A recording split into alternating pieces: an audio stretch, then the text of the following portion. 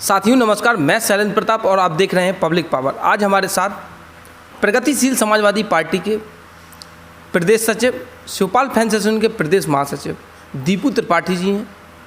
बात करेंगे जो बेटी बचाओ बेटी पढ़ाओ का भारतीय जनता पार्टी ने नारा दिया था, आज पूरे उत्तर प्रदेश में घटनाएं हो रही हैं, तो बात करेंगे इन घटनाओं के बारे में क्या कहना चाहते हैं।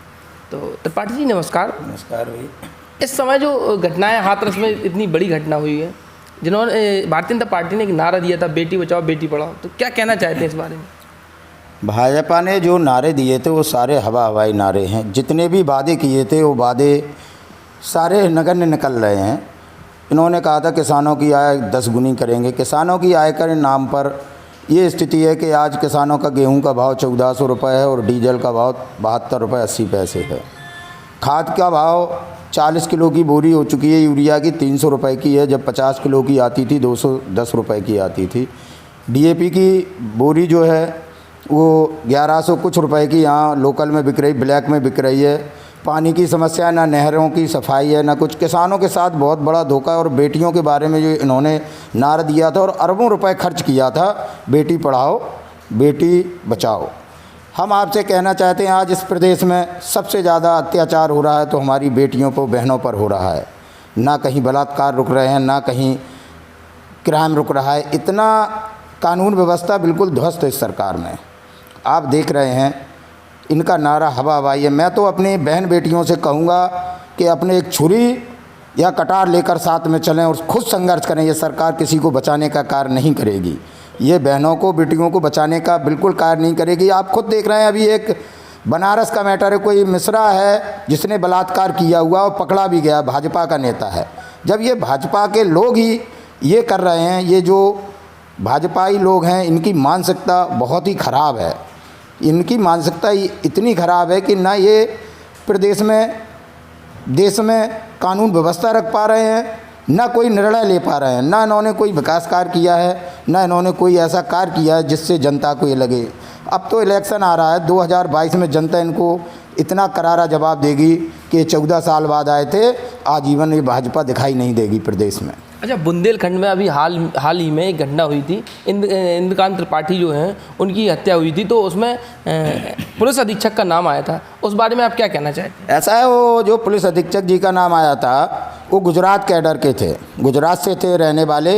इसलिए गुजरात का तो पूरे देश पर राज चल रहा है, यहाँ कोई किसी का राज नहीं चल रहा है। केवल गुजरात है जो प्रधानमंत्री जी हैं, अमित शाह जी हैं, माननीय अमित शाह जी और प्रधानमंत्री मोदी जी हैं।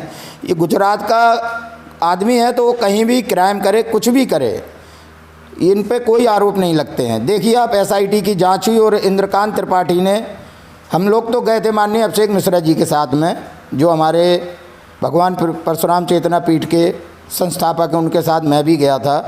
तो वहाँ पे ये स्थिति थी, जर्रे जर्रे पे इतनी पुलिस लगी हुई थी कि हम लोगों को जाने में बड़ी परेशानी हुई। हम लोग गाँव की रास्ते से जिस घूमते घामते अपने गाड़ियां बदलते हुए उनके यहाँ पहुँचे, तो उन्होंने खुद अपना, उनके भाई ने जो वकील हैं उन्होंने दुख दर्द बताया था कि मेरे भाई ने पहले भी बयान दिया था और एसपी के ऊपर आरोप लगाए थे कि मेरी हत्या हो सकती है, क्योंकि मुझसे रिश्वत मांग रहे हैं, मुझसे 5 लाख रुपए माह अपना महीने का मांग रहे हैं, तब क्रेशर चलेगा। तो उन्होंने कहा मेरे पास पैसा ही नहीं था, लॉकडाउन के चलते कोरोना काल में तो मेरा व्यापार ही नहीं चला। उन्होंने अनुरोध किया कि सर मेरा व्यापार शुरू होगा तो हम पैसे कहीं से दिलाएंगे, मैं तो अभी भुखमरी के कगार पर हूँ। इसके बाद एसआईटी टीम गठित की गई जिसमें ये दर्शाया गया कि उन्होंने खुद अपने हाथ से पिस्टल से गोली मारी। कोई क्यों पहले ये वीडियो वायरल करेगा कि मेरी हत्या हो सकती है, एसपी पे आरोप लगाए, इसके बाद खुद आत्महत्या करेगा? ये सरकार बैठी है, ये जो चाहती है वो करेगी। ना इनके आगे एसआईटी है, ना सीबीआई है, ये जो करना है ये वही करेंगे। और ये जांच जो है ये, चलो अगर भगवान ने चाहा आगे हमारी सरकार बनती है तो इसका मुंह तोड़ जवाब दिया जाएगा। क्या देश में हिटलर शाही, तो क्या कहना चाहते हैं? मैं कहना चाहूँगा ये तो हिटलर शाही चल रही है। ये नहीं चाहते हैं कि कोई विपक्षी यहाँ पे रहे और विपक्ष में इनका विरोध करे। जो विरोध करता है ये उसको बताते हैं कि ये काफिर है, ये कहते हैं वो काफिर है, आतंकवादी का साथी है। इनका विरोध करने पर ये देशद्रोही बताते हैं। ये भाजपा सरकार है, कुशासन की सरकार है। इन लोगों के बारे में क्या कहें, ये तो जनता, अब चुनाव आने पर जनता जवाब देगी। पहले तो मोदी जी ने 5 साल जिस तरीके से निकाले, चलो ये कहा कि 5 साल में मैं क्या करता, मैं व्यवस्था सुधार रहा था। अब आप देखिए देश की व्यवस्था क्या है, जीडीपी जो है -23 पॉइंट कुछ है। देश में बेरोजगारी इतनी फैली हुई है कि लूटपाट तो होनी ही है। ये क्या रोक पाएंगे? जब भुखमरी की कगार पर आदमी रहेगा तो खाने के लिए, अपने परिवार को खिलाने के लिए कुछ भी कर सकता है। जब मरता है आदमी तो जानवर भी देखते हैं आप, तार फिनिशिंग होती है तो उसको तोड़ के घुस के खाने का कार्य करता है। ये तो इंसान है। जब इसके परिवार में कोई ऐसा लगेगा कि भूखा मर जाएंगे हमारे बच्चे, तो कुछ भी करेगा। ये इनकी देन है भाजपा की, जो भुखमरी देश में फैली हुई है। ये कहते कुछ हैं, करते कुछ हैं। अच्छा, प्रधानमंत्री जी ने जो भी नारे दिए, जो भी कहा, अमित शाह जी से बात की गई तो उन्होंने कहा कुछ जुमले राजनीति के लिए देने पड़ते। तो इतने बड़े पद पे इस तरीके के बयान आ रहे हैं तो क्या कहना चाहते हैं? ये तो जुमलों की सरकार है, इसमें वो क्या कहेंगे, वो पूरे देश देख रहा है। जुमलेबाजी के अलावा कुछ नहीं है। ये जो कहते हैं वो करते ही नहीं, केवल हवाई बात करते हैं। हम तो कहेंगे अभी मन की बात ही करते हैं। ये केवल मोदी जी जो है जो मन की बात करते हैं, काम कुछ नहीं करते हैं। ये मन की बात से ही देशवासियों को तसल्ली देना चाहते हैं। आज देश का जो अर्थव्यवस्था है इसीलिए ख़राब हो चुकी है, क्योंकि ये मन की ही बात करते रहे, काम की बात इन्होंने आज तक नहीं। अच्छा, 2022 के चुनाव है, 2022 के चुनाव में क्या मुद्दे रहेंगे आपके? मेरे नेताजी माननीय शिवपाल यादव जी हैं, जो किसानों की लड़ाई, क्योंकि वो किसानों के बेटे हैं, वो किसानों का दुख दर्द जानते हैं ढंग से। वो किसानों की लड़ाई अभी तक लड़ते रहे हैं। उन्होंने जब अभी सरकार रही है तो उन्होंने 9-9 हज़ार 18-18 हज़ार रुपये माफ़ करने का कार्य किया था। किसानों के लिए खाद की जो कालाबाजारी हो रही है, खाद की कालाबाजारी आज तक समाजवादी पार्टी सरकार में नहीं हुई है। आपको बता दें, जब बीएसपी की सरकार थी तो किसानों के लाठियां चलती थी और 2-2 बोरी खाद की दी जाती थी। वही स्थिति आज है।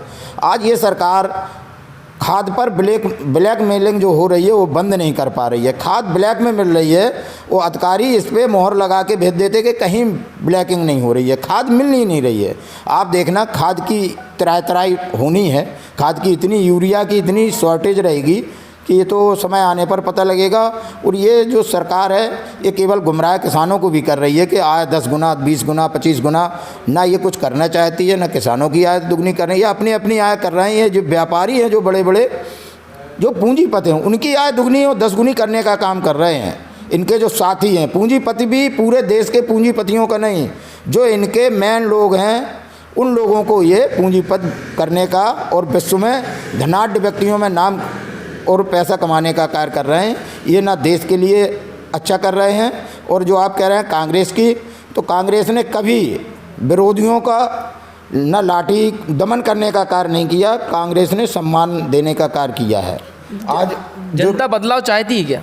अब ये नया शगुफा छोड़ेंगे कोई ना कोई। अब इन्होंने अभी तो तमाम शगुफे छोड़े, इसलिए दोबारा आ गए। अभी देखते हैं, जनता गुमराह हो जाती है तो हो सकता है कि फिर भी बीजेपी की बन जाए। लेकिन कांग्रेस जो है आज संघर्ष कर रही है, लोगों के घर जाके उनके दुख दर्द में शामिल होने का कार्य कर रही है। राहुल गांधी के साथ जो उस दिन धक्का मुक्की हुई है बहुत गलत है, क्योंकि जब कांग्रेस की सरकार रही है तो ये बीजेपी के लोग ही धरना प्रदर्शन करते थे। उसने कभी लाठी चलवाने का कार्य नहीं किया, ना कभी विरोधियों का भी सम्मान करने का कार्य किया। और विरोधियों से जो जनता के साथ अत्याचार होते थे उनसे राय लेके उस अत्याचार को ख़त्म करने का कार्य किया था। ये सरकार भूल चुकी है। प्रशासनिक अधिकारियों पे आधारित सरकार है ये। प्रशासनिक अधिकारी इनको जो आईना दिखा रहे हैं, ये सरकार वो देख रही है। ये इनको ना मतलब है कि किसानों की क्या हालत है, गरीबों की क्या हालत है, बेरोजगारियों की क्या हालत है, इनको किसी के हालत से लेना देना नहीं है। जो अधिकारीगण इनको अपनी रिपोर्ट भेजते हैं ये उसी को मानते हैं, धरातल पे काम नहीं करना चाहते हैं। ये बीजेपी के लोग हैं, वहीं बैठ के देख रहे हैं और वही अपना कर। तो कह रहे हैं जनप्रतिनिधि हैं, इनको दिखाई नहीं दे रहा है कि खाद कहाँ मिल रही है, पानी कहाँ जा रहा है। आज पलेबा का समय है, किसान अपना डीजल लगा के या बोरिंग से पानी लगाने का कार्य कर रहा है, जबकि हमारी सरकार में नहरों की खुदाई होती थी। आप लोग जाइए देखिए, हर नहर पे गूल पर कहीं खुदाई हुई हो। जबकि नरेगा का पैसा इन लोगों ने बंदर बांट करके नरेगा का और कोरोना काल का जो पैसा है बंदर बांट किया हुआ अधिकारियों ने। हम ये कहते हैं आपसे, अगर सरकार बदलेगी तो इन लोगों की जांच होकर कानूनी कार्रवाई करने का कार्य हमारी सरकार करेगी। अच्छा, समाजवादी पार्टी की सबसे ज़्यादा ये लोग कहते थे कि यहाँ खनन हो रहा है, ओवरलोड ट्रक निकलते हैं। मोदी जी जब आए थे तो उन्होंने कहा था हम सैटेलाइट से दिखवाएंगे कि कब कहाँ कहाँ कितनी बालू खोदी गई। तो क्या वो सैटेलाइट चालू हुई इस समय? ये सैटेलाइट केवल पराली जलाने पर किसानों की केवल देखती है, जब कि किसान पराली जला रहे हैं तो उसका पराली जलाने पर केवल सैटेलाइट लगी हुई है। बकाया आतंकवादी पाकिस्तान से इंडिया में घुसाते, वहाँ इनकी सैटेलाइट काम नहीं करती है। इनकी सैटेलाइट केवल किसानों के ऊपर कार्य करती है। ना इनका खनन दिखाई दे रहा है इनको, ना ओवरलोडिंग दिखाई दे रही है। इतनी बद से बदतर हालत है खनन की। अभी कई जगह फायरिंग भी हुई है जिला जालौन में, आप खुद देख चुके होंगे, न्यूज़ें भी लगी हुई हैं। डकोर ब्लॉक में कई जगह लड़ाई दंगा गोलीबारी भी हुई है। खनन के खेल में, खनन का तो खेल ही निराला है। तो जैसे जो नेता इन लोगों के सामने बोलता है उसके ऊपर ये कार्रवाई किस तरीके से, क्या कार्रवाई करवा देते? वो तो होना ही है, इनके विरोध में बोलने पर मुकदमे तो लिखने ही हैं। हम भी बोल रहे हैं, देखते हैं कब तक हमारे ऊपर मुकदमा बचता है, नहीं तो जाने कब मुकदमा कौन सा लिख जाए। आपको बता दें कि मेरे साथ भी एक बार कार्रवाई हो चुकी है। विजिलेंस की टीम ने, मेरा वहाँ पे कनेक्शन भी है, और कनेक्शन के बाद भी विजिलेंस ने ना अंदर घुसी और मेरे ऊपर मुकदमे की कार्रवाई की थी। ये क्या था? ये सरकार के विरोध का नतीजा था। जो हम लोग विरोध करते हैं उसके नतीजे के तौर पर मेरे ऊपर एक मुकदमा लिखा गया था। मैं आगाह करूँगा अधिकारियों को कि ये तो सरकारें आती जाती रहती है, तो जनता का काम है। जनता जब जिसको चाहती है उसको बैठाल देती है। बीजेपी 14 साल सत्ता से दूर रही है, अब 40 साल रहेगी। वो 40 साल हम लोगों की उम्र है, हम लोग कौन जिंदा रहेंगे तो युवा देखेंगे। लेकिन हम आगाह करेंगे, वो बोइए, जो बोएंगे वही काटेंगे। हम यही कहेंगे बीजेपी वालों से कि आप जो बो रहे हैं वही आपको काटना पड़ेगा। गेहूं बोएंगे तो गेहूं, बेजर बोएंगे तो बेजर काटनी पड़ेगी। इसलिए इतना विरोध मत लें कि आगे परेशानी हो। जहाँ एक और 80 की दशक की रानी थी, 90 की दशक की रानी, तब धरना प्रदर्शन होते थे, लेकिन इस तरीके से जनहित के मुद्दों पे विपक्ष के नेता सरकार को बताने काम करते थे। आज स्थिति दूसरी है, तो क्या कहना चाहते हैं इससे? ये दमनकारी सरकार है। ये जो विरोधी है, जो इनके विरोध में जो जाता है, प्रदर्शन करता है, या जो जन समस्या उनको उठाता है, उन पर इस तरीके से लाठी चलाकर उनको कुचलने का काम कर रहे हैं। और जो अपना लूटपाट मचाए उसको दबाने का कार्य कर रहे हैं। अभी हमारे यहाँ समाजवादी पार्टी में अभी तक 8 लोगों की जमानत नहीं हुई। उनको जेल इसीलिए भेज दिया गया क्योंकि वो प्रदर्शन कर रहे थे वहाँ पर। तो ये नहीं चाहते हैं कि हमारे खिलाफ़ कोई आवाज़ भी उठाए। ये हिटलर शाही चल रही है, वो देखिए कब तक चलती है। अब ये जनता भी सब कुछ जान चुकी है। अब देखिए 22 के चुनाव में जनता जो निर्णय लेगी उसी से पता लगेगा। तमाम अभी इस तरीके की भाषण घोषणा करेंगे जिससे लोग फिर गुमराह होंगे। हम तो संदेश देना चाहते हैं आपके माध्यम से कि लोगों से कहेंगे कि इनका कार्य आपने देख चुके हैं। इसके पहले हमारी समाजवादी पार्टी की सरकार थी।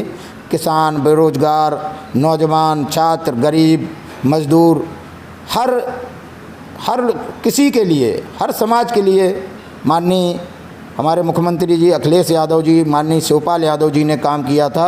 और माननीय हमारे नेताजी की जो सोच रही थी कि यहाँ उत्तर प्रदेश को उत्तम प्रदेश बनाने की, तो उत्तम प्रदेश बनाने का भी कार्य किया था माननीय मुख्यमंत्री अखिलेश यादव जी ने। क्योंकि अपने ज़िले में जितने भी विकास कार्य हैं, अगर ये बीजेपी वाले सुन रहे हैं तो सुन लें और मेरी बात का उत्तर दें।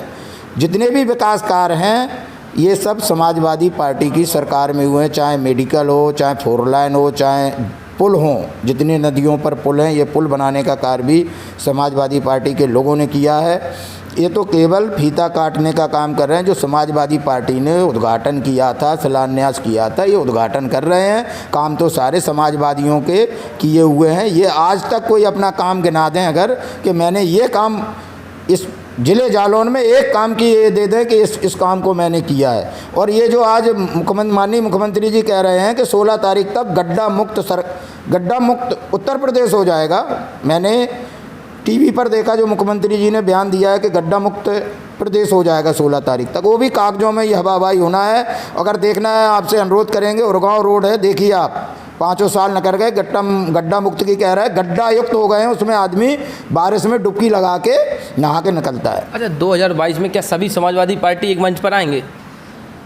अब ये तो हमारे बड़े नेताओं का, माननीय बड़े नेताओं का, हमारे चाचा जी माननीय शिवपाल जी का और हमारे पूर्व मुख्यमंत्री माननीय अखिलेश जी का। लेकिन हम लोग चाहते, दिल से ये चाहते हैं कि दोनों लोग एक मंच पर आकर चुनाव लड़ें, जिससे जनता गुमराह ना हो। और इस बीजेपी से जब ही टक्कर ले पाएंगे जब दोनों लोग एक होकर चुनाव लड़ेंगे। धन्यवाद त्रिपाठी जी।